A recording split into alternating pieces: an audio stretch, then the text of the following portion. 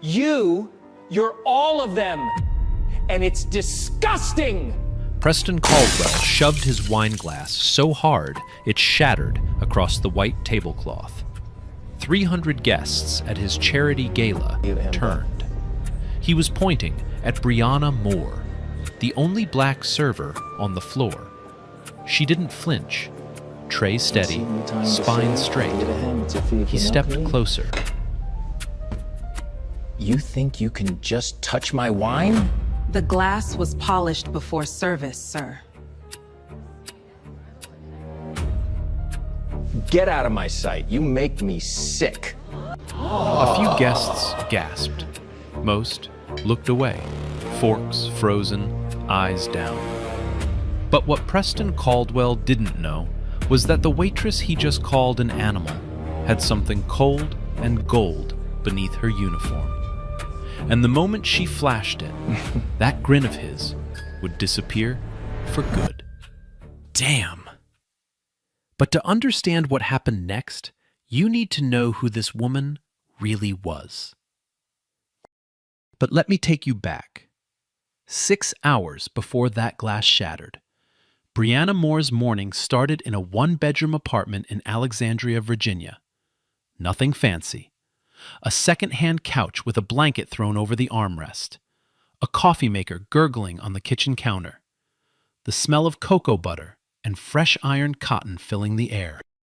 She stood at the ironing board, pressing a plain white server's blouse. Slow, careful strokes. Steam curling up past her chin. On the counter behind her sat an FBI credentials wallet, gold badge, photo ID, half hidden beneath a grocery receipt. She picked it up, ran her thumb across the seal, and tucked it into a concealed pouch inside her waistband.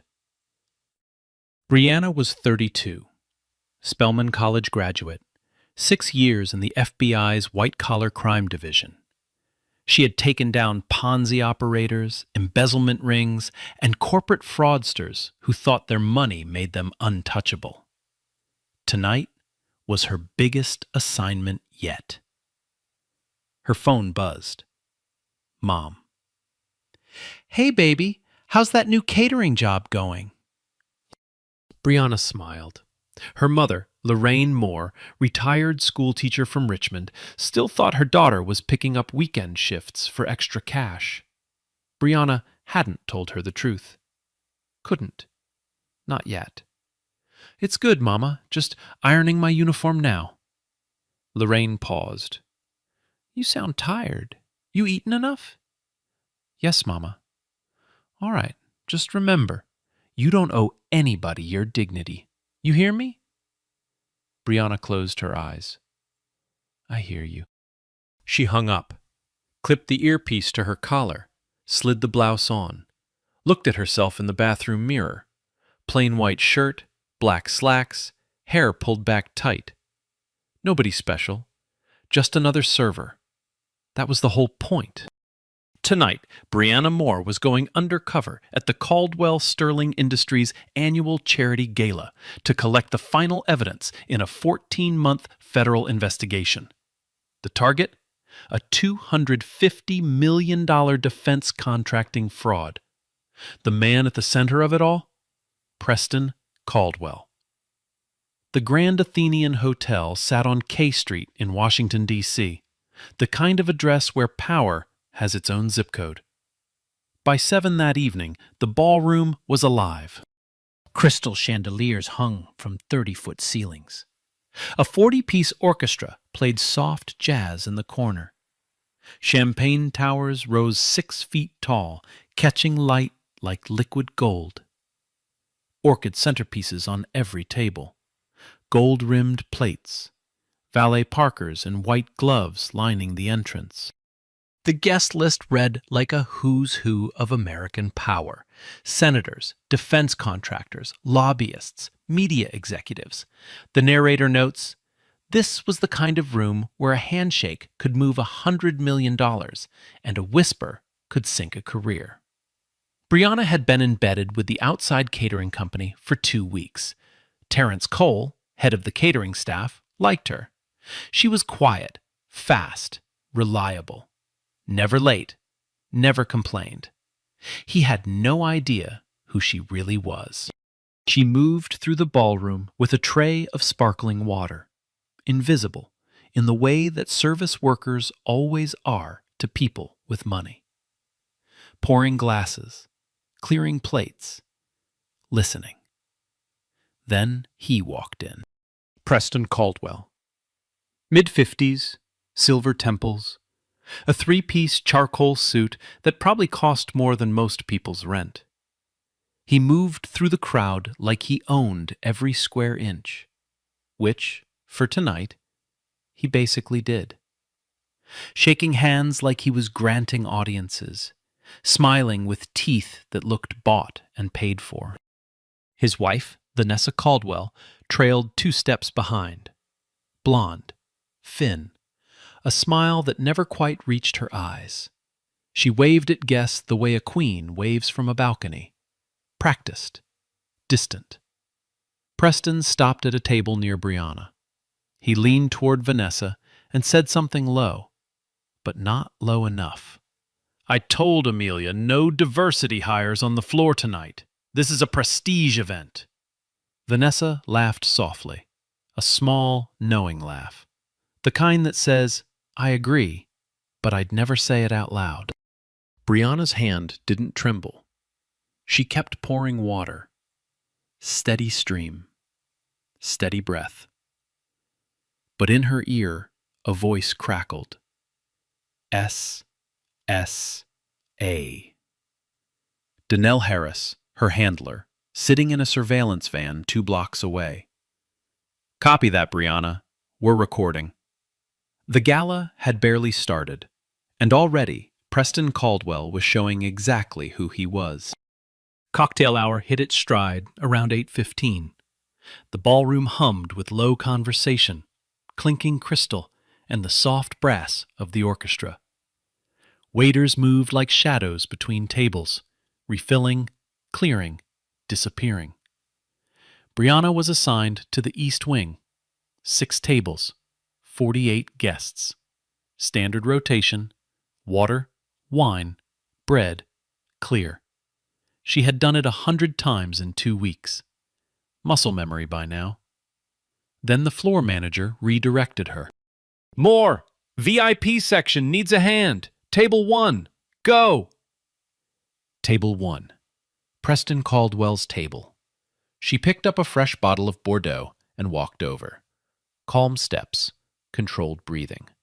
She approached from Preston's left side, tilted the bottle at the proper angle, and began to pour. Preston didn't look at her. He was mid-conversation with a gray-haired man in a navy suit, some defense contractor laughing too hard at a joke that wasn't funny. But when the wine hit the glass, Preston's eyes flicked sideways. He saw her hand, then her face. He pulled the glass away before she finished pouring. Not from her. He said it the way you'd refuse food from a stray dog. Flat, disgusted, final. The gray-haired man went quiet. 2 women across the table exchanged a glance. Preston raised his hand and snapped his fingers.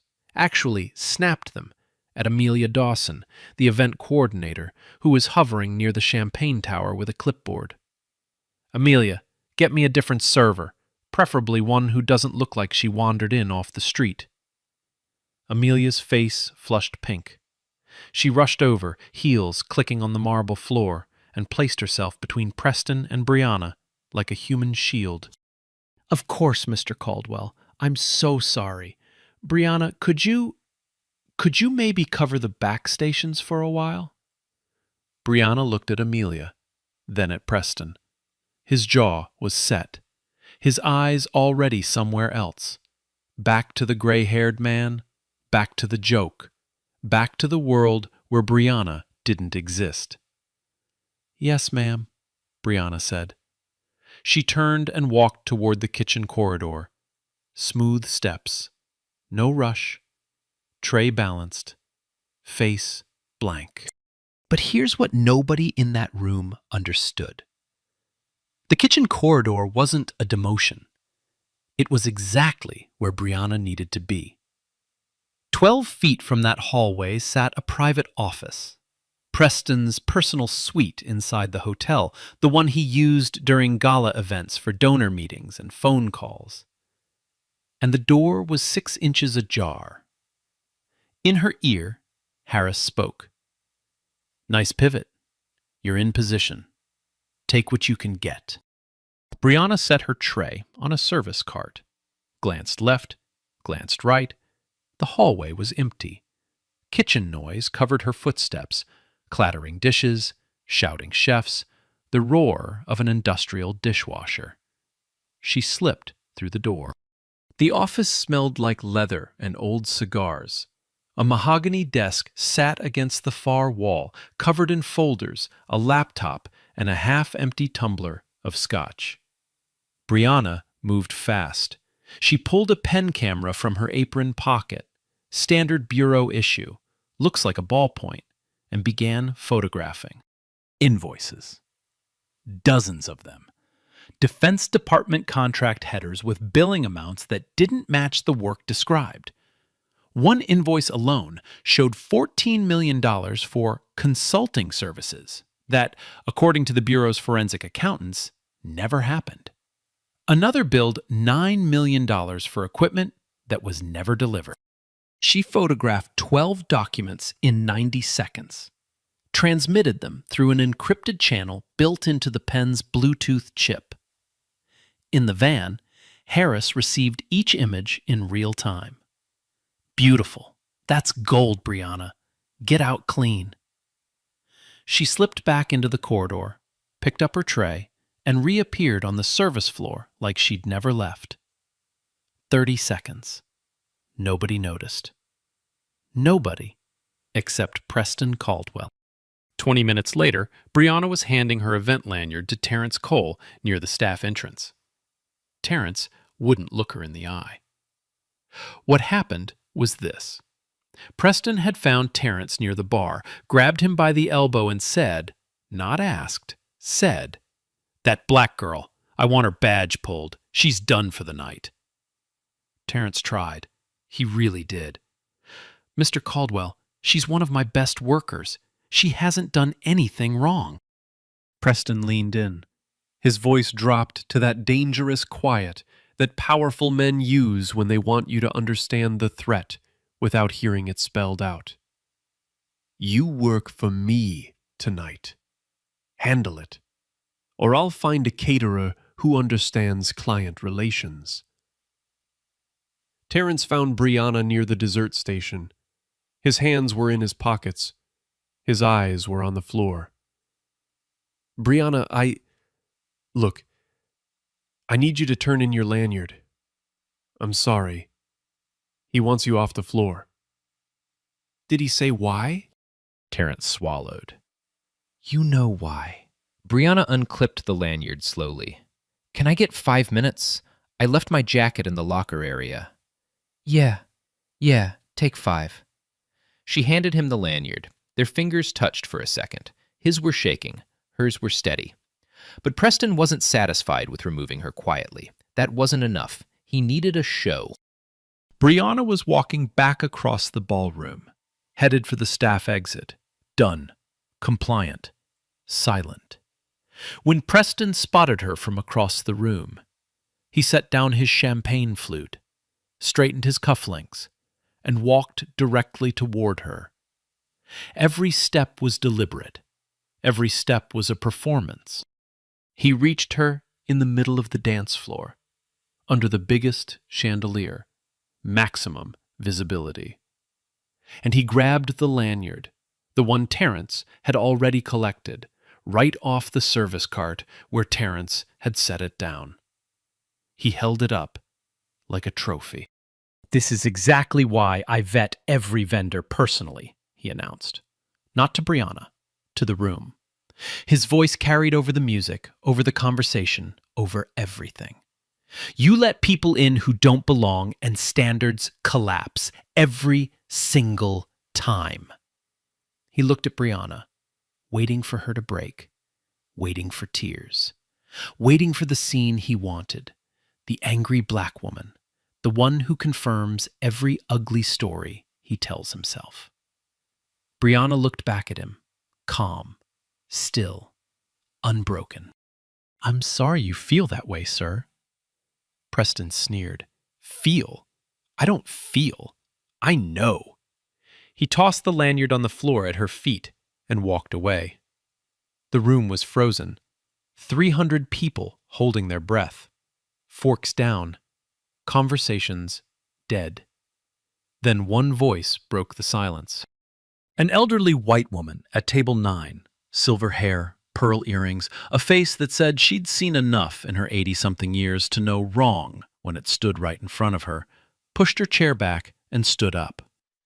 That was completely uncalled for. Her voice was clear, steady. It cut through the room like a bell. Preston turned. He looked at her the way you look at a fly on your windshield. Mild annoyance. Nothing more. He waved his hand, a lazy, dismissive flick of the wrist, and kept walking. The elderly woman stayed standing for a long moment. Then she sat down. Alone. 300 people in that ballroom. 300 of the most powerful, educated, connected people in Washington, D.C. And only one had the spine to say something. Brianna picked the lanyard up off the floor. Not because she needed it, because she didn't leave messes behind. In her ear, Harris's voice was tight. "We got all of that, Brianna. Audio and visual. Stay and play. We're not done yet." She wasn't done. Not even close. 2 blocks east of the Grand Athenian Hotel, a black surveillance van sat parked between a dry cleaner and a Thai restaurant. No markings, tinted windows, engine off. Inside, SSA Donald Harris sat in front of 3 monitors. His sleeves were rolled to his elbows. A half-eaten sandwich sat next to his keyboard, forgotten. Beside him, Agent Russell Webb adjusted a headset and zoomed a feed from a camera concealed inside a smoke detector in the hotel's VIP lounge. Harris had been running this case for 14 months. 14 months of subpoenas, shell company traces, offshore banking records, and dead ends that turned into new leads that turned into more dead ends.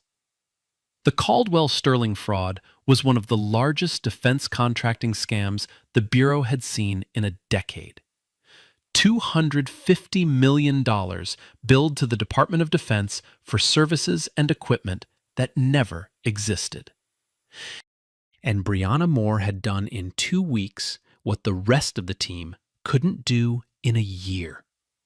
She'd gotten inside the room. Harris pressed his earpiece. "Brianna, status." "Off the floor. He pulled my lanyard. I'm near the staff exit."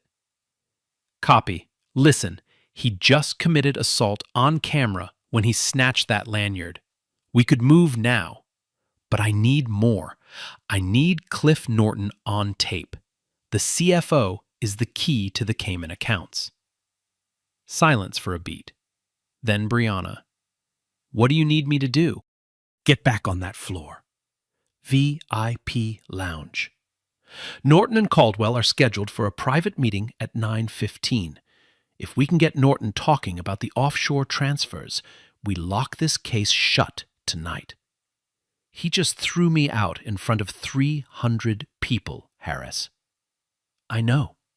That's why no one will expect you to come back." Brianna leaned against the corridor wall, closed her eyes, took 1 breath, 2.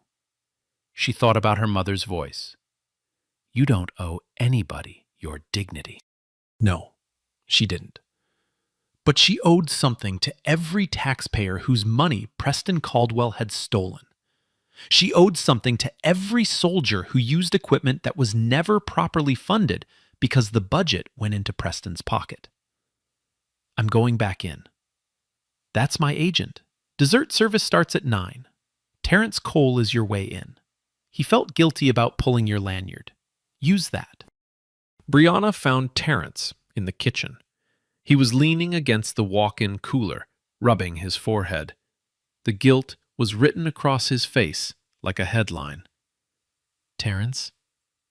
He looked up.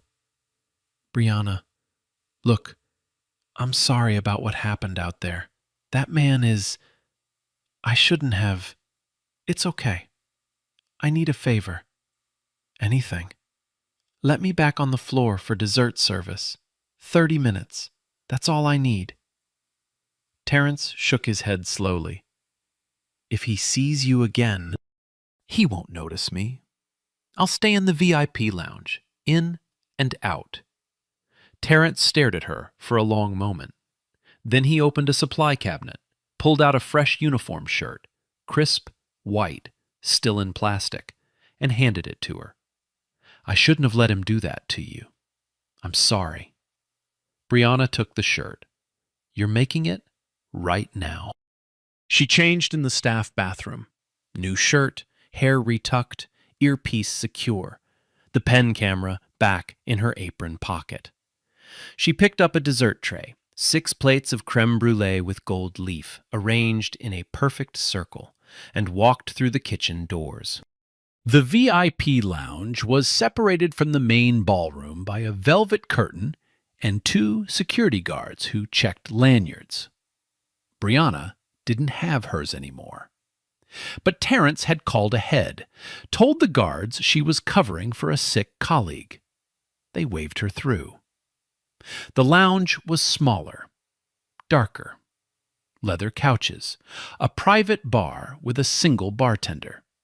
Maybe 30 guests, all high-tier donors. The air smelled like expensive cologne and old money. And there, in a corner booth, half hidden by a potted palm, sat Preston Caldwell and Cliff Norton. Norton was Preston's CFO, late 40s, thin, nervous energy. He wore wire-rimmed glasses and kept adjusting them every few seconds like a tick.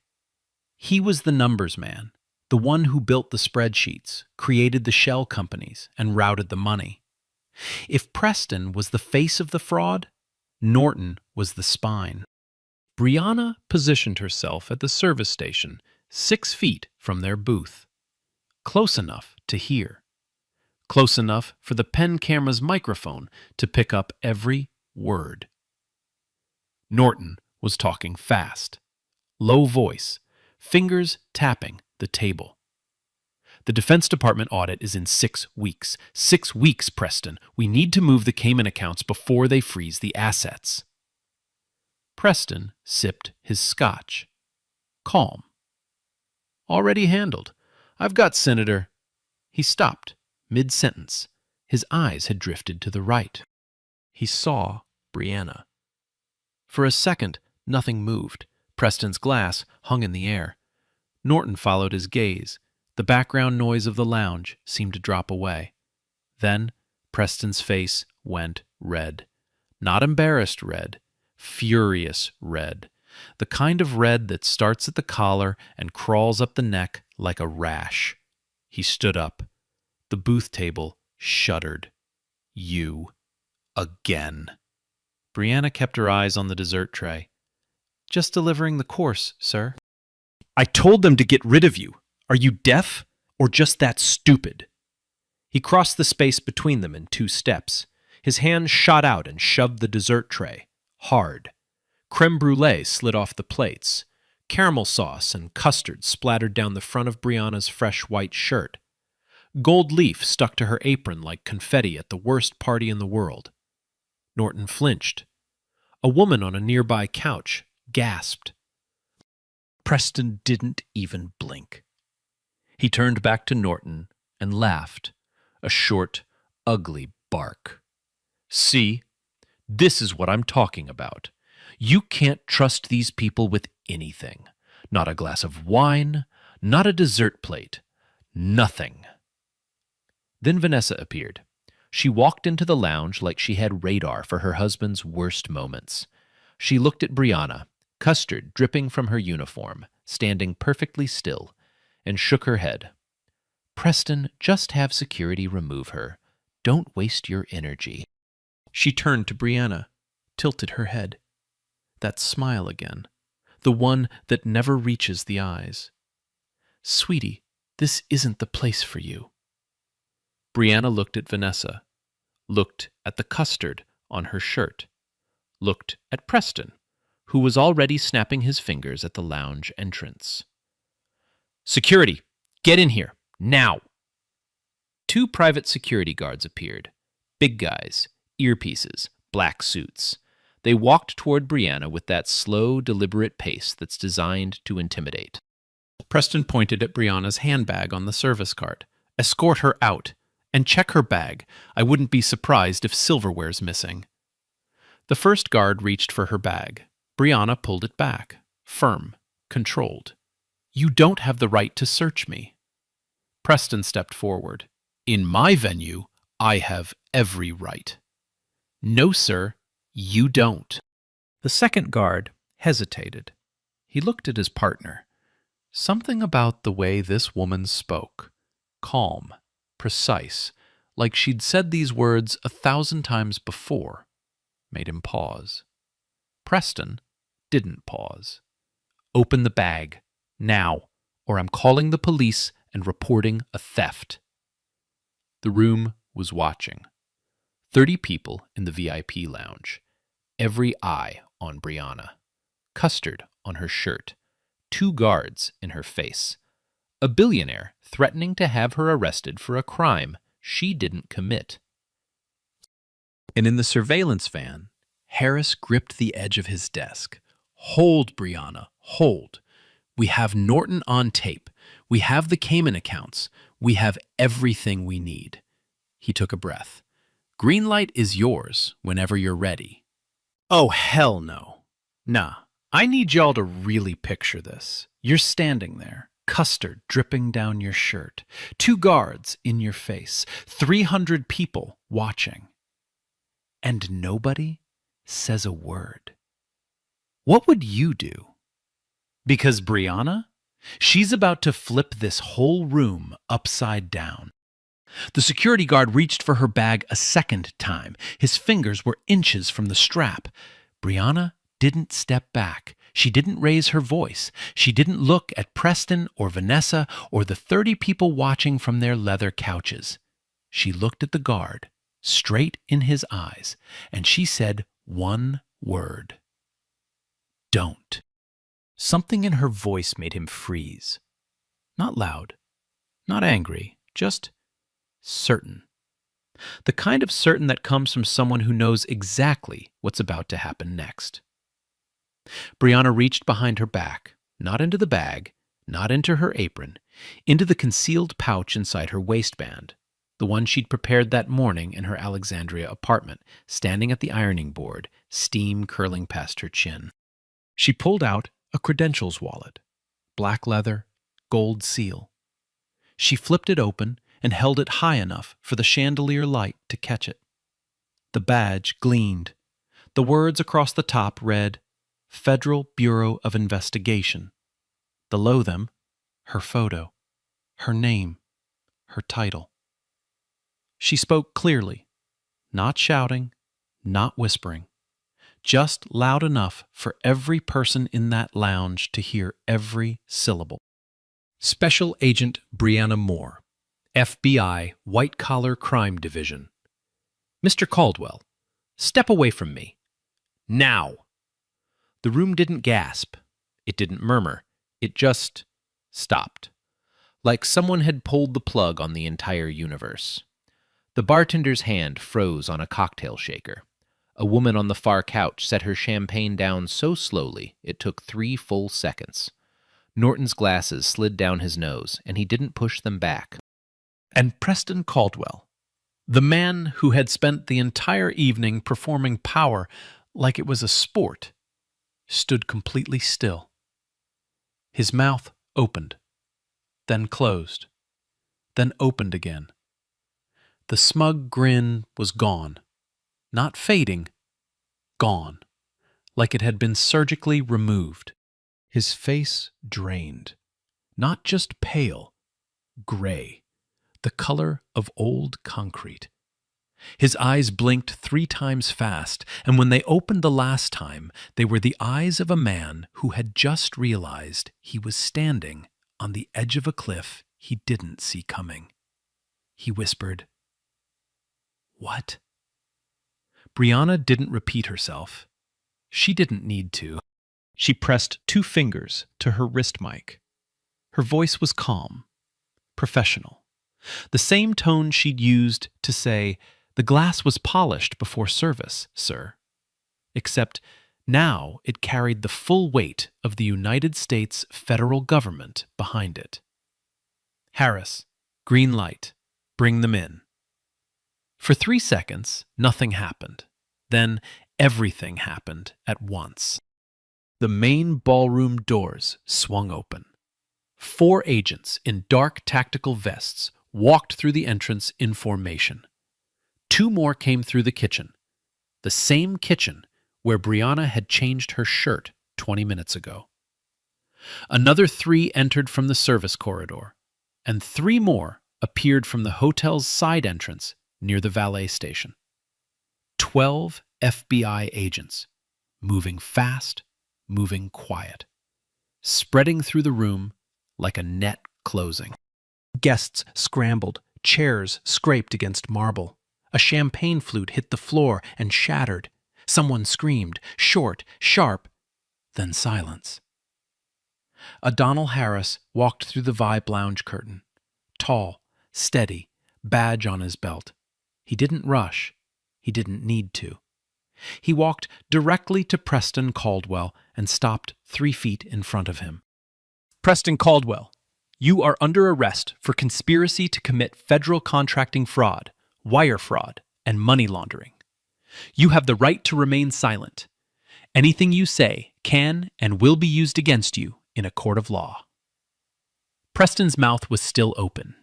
No words came out. 2 agents flanked him. One reached for his wrist. Preston pulled back, instinct, but there was nowhere to go. The handcuffs clicked shut.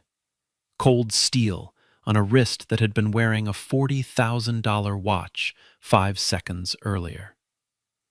Across the lounge, Cliff Norton saw it happen. He set his scotch glass down very carefully, stood up, and started walking toward the restroom.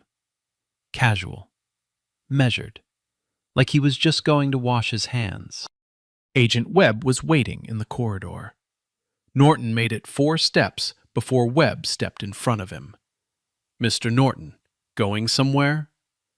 Norton's face crumbled. His shoulders dropped. He didn't resist. The cuffs went on without a word. And then, Vanessa. She had been standing near the lounge entrance, watching her husband get handcuffed like it was a scene from someone else's life.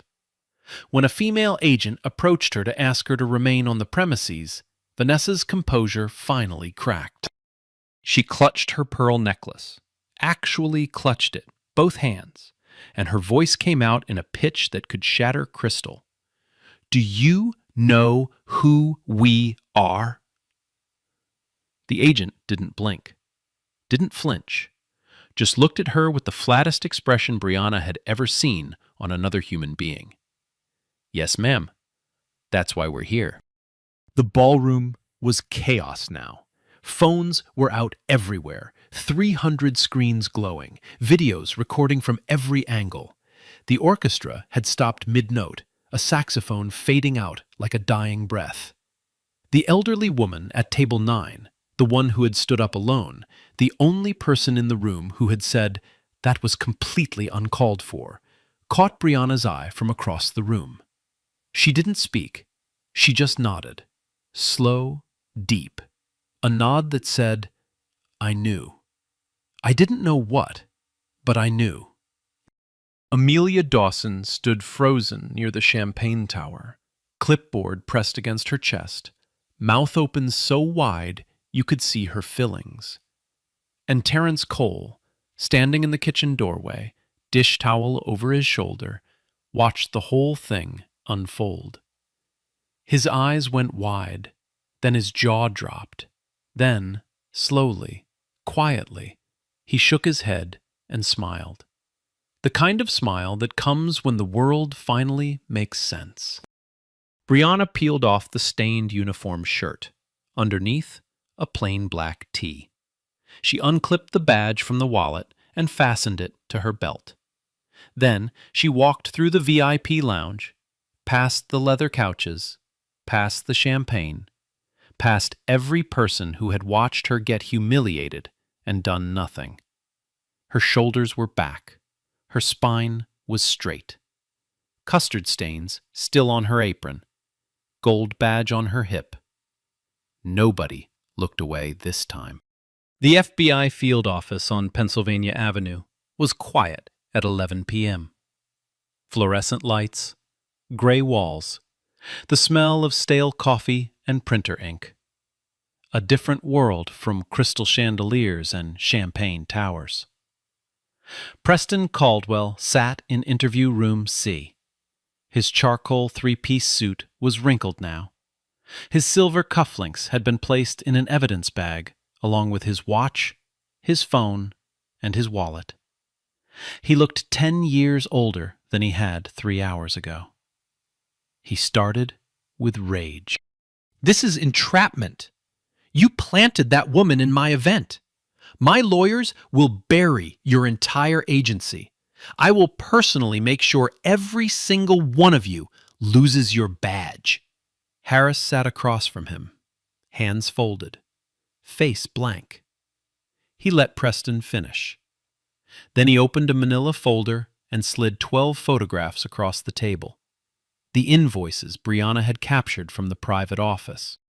These are falsified invoices billed to the Department of Defense. 14 million here, 9 million here. This one, 22 million for consulting services that our forensic accountants confirmed never took place. Preston looked at the photos. His jaw tightened. Harris kept going. He pulled a USB drive from his jacket pocket and placed it on the table. This is the audio recording from Agent Moore's wire. At 9:18 tonight, your CFO, Cliff Norton, was captured on tape discussing the movement of funds to offshore accounts in the Cayman Islands ahead of a Defense Department audit. You were seated across from him. You responded. We have every word. Preston's attorney, a silver-haired man in a pinstripe suit who had arrived 20 minutes earlier, leaned over and whispered something in his client's ear. Preston shook his head. She was just a waitress, Preston said. His voice had changed. The authority was gone. What was left sounded hollow, thin. She was nobody. Harris leaned back in his chair. He looked at Preston for a long moment. She's the agent who built a 14-month case against you. She infiltrated your organization, gathered evidence inside your own office, and recorded your CFO confessing to money laundering, all while you were busy trying to humiliate her in front of your friends. She's the furthest thing from nobody, Mr. Caldwell. She's the reason you're sitting in that chair. Preston's attorney put a hand on his client's arm. Preston, stop talking. But Preston couldn't stop. His mouth kept moving like a machine with a broken switch. I want to speak with Senator... He caught himself, closed his mouth. But Harris had already written the half-sentence down. 2 floors below, Cliff Norton was having a very different conversation. Norton had been in the system before. A securities fraud charge 8 years ago that got pled down to a fine. He knew how this worked. He knew what 30-plus years in federal prison looked like, and he knew that the first person to cooperate gets the best deal. It took him less than 2 hours. By 1 a.m., Norton had signed a cooperation agreement. He gave the Bureau access to encrypted files on a private server in Virginia. He provided account numbers for 3 offshore entities in the Cayman Islands and 1 in Zurich. He identified the routing paths for $250 million in fraudulent payments.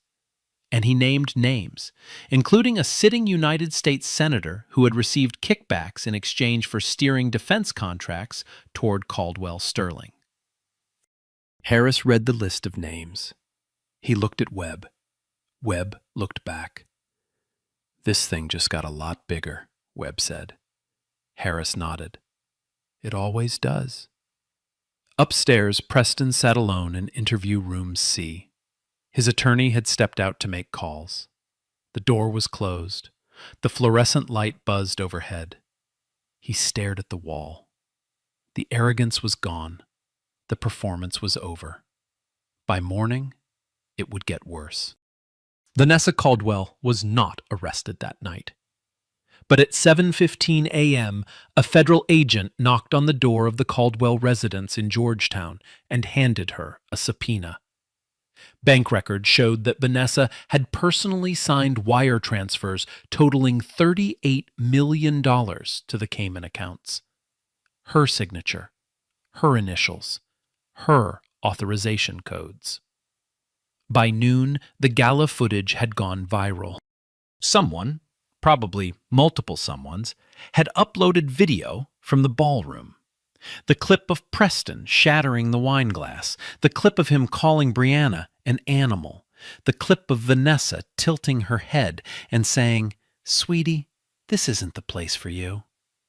That last one hit different. It became the headline. It became the hashtag.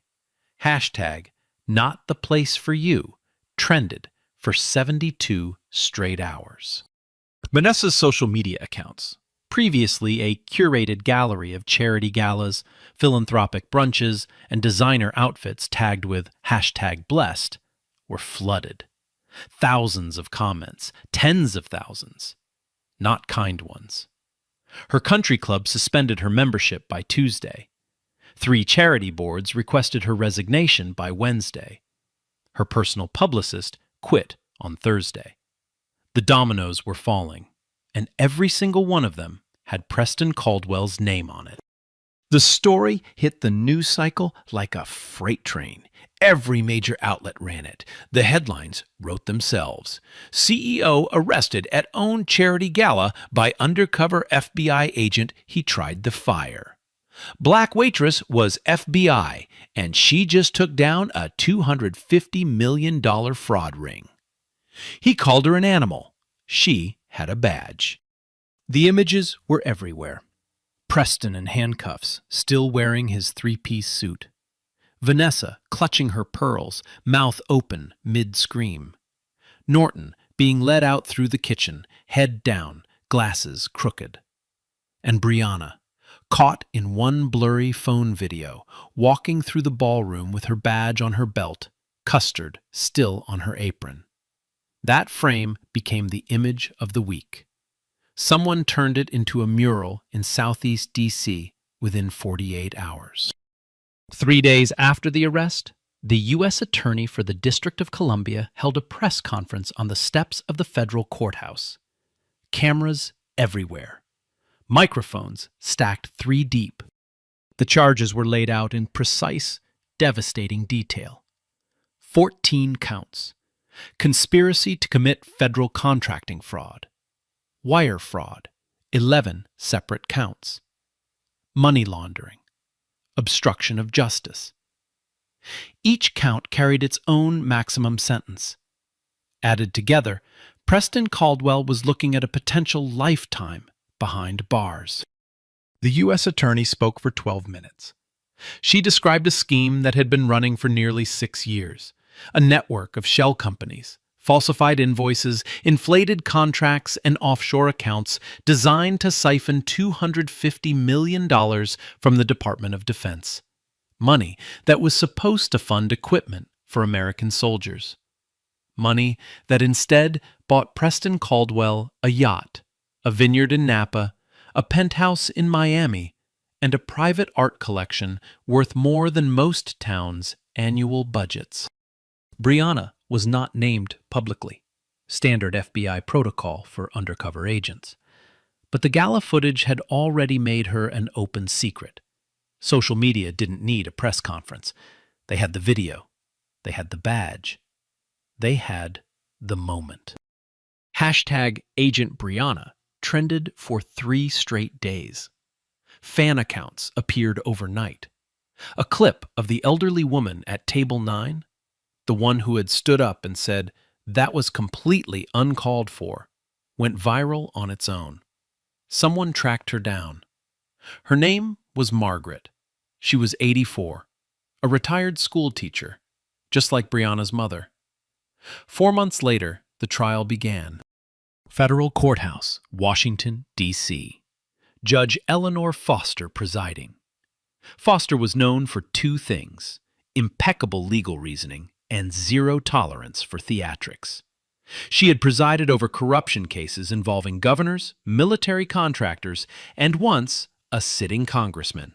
She did not suffer fools. The prosecution's case was surgical. 14 months of investigation compressed into 2 weeks of testimony. First, the documents. The falsified invoices Brianna had photographed in Preston's private office. Each one blown up on a screen for the jury to see. Line items that didn't match. Services that were never performed. Equipment that was never delivered. Dollar amounts that added up to $250 million. Second, the audio. The recording from Brianna's wire. Norton's voice, clear as a church bell.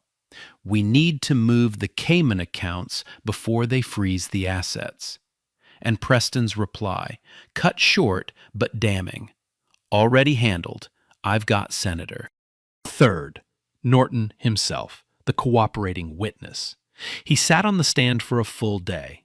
Wire-rimmed glasses, gray suit, hands steady now. Steadier than they'd been in the lounge that night. He walked the jury through every shell company, every routing number, every fraudulent invoice. He explained how the scheme worked, how they overbilled the Defense Department, funneled the excess through offshore accounts, and laundered it back through legitimate-looking investments. The defense tried everything. They argued entrapment, that the FBI had deliberately planted an agent to exploit Preston's behavior. Judge Foster shut it down. The evidence was gathered pursuant to a valid warrant and established undercover protocols. They tried to discredit Brianna. The defense attorney stood up during cross-examination, adjusted his tie, and asked the question he clearly thought was his knockout punch. "Agent Moore, isn't it true that you deliberately manipulated my client's racial prejudices to gain access to restricted areas of the event?" The courtroom went still. Brianna sat in the witness chair. She was wearing a navy blue suit now. No apron, no tray, no custard stains. She looked at the defense attorney the same way she had looked at Preston that night. Steady, unblinking, absolutely certain. "I didn't manipulate his prejudices. I walked into the room as a black woman. His prejudices did the rest." The courtroom stirred. A low murmur rippled through the gallery. Someone in the back row whispered, "Oh my God." Judge Foster didn't need to call for order. The silence came back on its own, like the room was holding its breath. The defense attorney had no follow-up. He sat down. Preston took the stand against his attorney's advice. It was a disaster. He was combative, dismissive, and at one point referred to Brianna as "that girl." Judge Foster stopped the proceedings, removed the jury, and reprimanded him directly. "Mr. Caldwell, you will refer to the witness by her name and title. She is Special Agent Moore. If you cannot manage basic courtesy in my courtroom, I will hold you in contempt. Are we clear?" Preston nodded. But the damage was done. The jury had seen exactly who he was. Again. Deliberations lasted 4 hours and 42 minutes. Guilty. All 14 counts. 6 weeks later, Preston Caldwell stood for sentencing. No 3-piece suit this time. Orange jumpsuit, hands cuffed in front of him. The courtroom was packed, media in every row, cameras at every angle. Judge Foster read her remarks from a prepared statement. Her voice was calm, measured, every word chosen with the precision of a surgeon. Mr. Caldwell, you defrauded the United States government, and, by extension, every taxpayer in this country of $250 million. You did so with arrogance. You did so with contempt for the institutions that trusted you. And when confronted, you responded not with accountability, but with cruelty, directed at the very agent who uncovered your crimes. She paused, looked at him over her reading glasses. This court sentences you to 22 years in federal prison, forfeiture of all assets derived from criminal activity, and restitution in the full amount of $250 million. The gavel came down. Preston was led away in handcuffs. No smirk, no silver cufflinks, no champagne. Just orange fabric and the sound of shackles on a polished floor. Cliff Norton received 8 years under his cooperation agreement. It could have been worse. He knew it. Vanessa Caldwell, facing evidence of her direct involvement in the wire transfers, pleaded guilty to accessory charges. 3 years in federal prison. Her attorney released a written statement calling it a difficult time for the family. Nobody felt sorry. Caldwell Sterling Industries was dissolved. 1,200 employees lost their jobs. Most of them had nothing to do with the fraud. A victims' restitution fund was established to compensate the Defense Department and provide severance to affected workers. The unnamed senator resigned 2 weeks after the verdict. A separate DOJ investigation was already underway. No one was surprised. A documentary crew announced a project about the case. They reached out to Brianna for an interview. She declined. No statement, no explanation, just no. The narrator notes, sometimes justice isn't poetic. It isn't cinematic. It doesn't come with a soundtrack or a slow-motion walk. Sometimes justice is a 14-count indictment, a 4-hour jury deliberation, and a 22-year sentence read in a monotone by a judge who has seen it all before. And that's what makes it real. 3 weeks after the sentencing, Brianna drove south on I-95. Windows down, late afternoon sun cutting through the trees, the kind of golden light that makes Virginia look like a painting. She hadn't taken a day off in 5 months. Her supervisor had to practically order her out of the building. She pulled into a quiet neighborhood in Richmond. Small houses, chain-link fences, lawns that were more dandelion than grass, kids riding bikes in the street, the smell of someone's grill going, charcoal and hickory smoke drifting through the air. Her mother's house hadn't changed. Same brick steps, same screen door with the loose hinge, same ceramic frog sitting next to the welcome mat that said, "Bless this mess." Lorraine Moore was on the porch. Rocking chair, glass of sweet tea, a crossword puzzle book open on her lap. She looked up when Brianna's car pulled in. She didn't wave. She just watched her daughter walk up the steps and sit down in the empty chair beside her. They sat in silence for a long time. The creak of the rocking chairs, the hum of cicadas, a neighbor's dog barking somewhere down the block. Lorraine spoke first. "That was you, wasn't it?" Brianna looked at her mother. Lorraine's eyes were soft, knowing. She had seen the news. She had seen the blurry video of a woman in a black t-shirt walking through a ballroom with a gold badge on her hip. A mother knows her daughter's walk. Brianna nodded. Lorraine reached over and took her daughter's hand. Her fingers were warm, rough from years of chalk dust and dish soap. She squeezed once. Firm. I told you, you don't owe anybody your dignity. She paused. A small smile crossed her lips. But Lord, baby, you sure made him owe you his. Brianna laughed.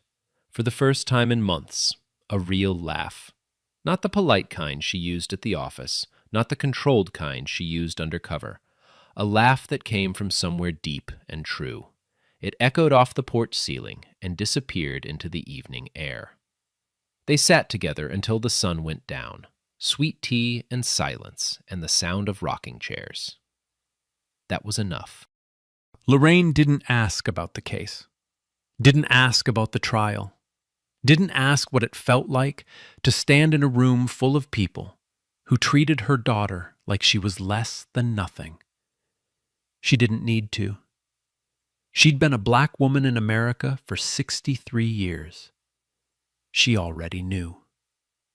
Before Brianna left that night, Lorraine walked her to the car. She held her daughter's face in both hands, the way she used to when Brianna was small and scared of thunderstorms. You did something important, but don't let it harden you. You hear me? The world needs people who fight and still feel. Brianna kissed her mother's palm. I hear you, Mama. She drove back to Virginia with the windows down and the radio off. Just the sound of the highway and her own breathing. Monday morning, Brianna was back at the bureau. Same desk, same fluorescent lights, same coffee that tasted like it had been brewed during the last administration. She hung her jacket on the back of her chair and sat down. A new case file sat on her keyboard. Manila folder, red tab. She opened it. Scanned the first page. Financial irregularities at a pharmaceutical company. Offshore accounts. Whistleblower complaint. She smiled, just slightly, a small pull at the corner of her mouth. Then she picked up her pen, opened her notebook, and started reading. The cycle begins again. Quiet, competent, underestimated, unstoppable. The narrator pauses. Brianna Moore never raised her voice. Not once. Not when Preston called her an animal. Not when he shoved a dessert tray into her chest. Not when security guards stood in her face demanding to search her bag. She never lost her composure. She never gave him the satisfaction. Her power was not volume. It was preparation, patience, and the law. Preston Caldwell had money, influence, connections. 300 people in a ballroom who would rather look at their shoes than speak up. He had every advantage the world could offer, and none of it mattered. Because the truth doesn't care about your net worth. The law doesn't care about your guest list. And the woman you dismiss as beneath you might be the one building the case that ends everything you built. Underestimating someone because of their race is not just morally wrong. It is strategically catastrophic. Whew. Look, this story, fiction. But that feeling, being invisible, being called less than human, that's real. Too real. So tell me, what would you have done? Comments now. Like, share, subscribe. We're just getting started.